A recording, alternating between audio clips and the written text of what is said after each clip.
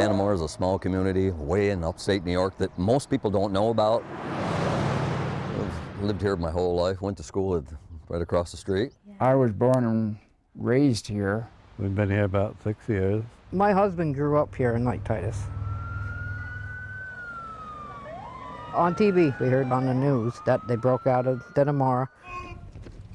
And I remember getting a phone call from my daughter and said that 2 inmates had went down the tunnel in front of my house. We've always known this tunnel was here. It's a pretty big tunnel. Where was I?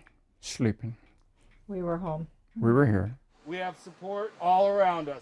So once the word got out there, it's quite a bit of excitement. Get in the house, lock the doors.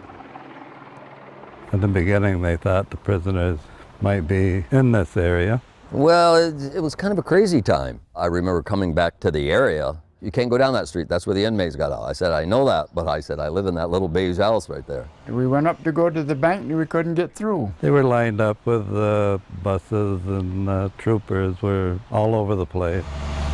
And we used to sit on the front porch, and there was 900 people here. They'd all come out and line up in the street here like in military gear. They were watching around the house and they kept their eye on us.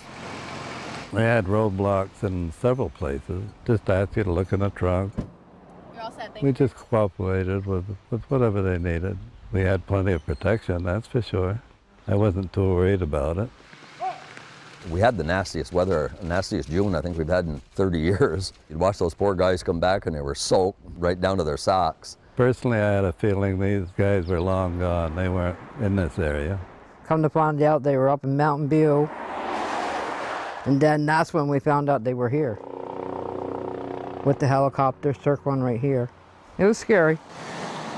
Because we never have no commotion like that going on. We are here with good news. As I'm sure you've heard already, the nightmare is finally over. I'm glad nobody else was hurt. They got what they were looking for. But I'm glad it's over with.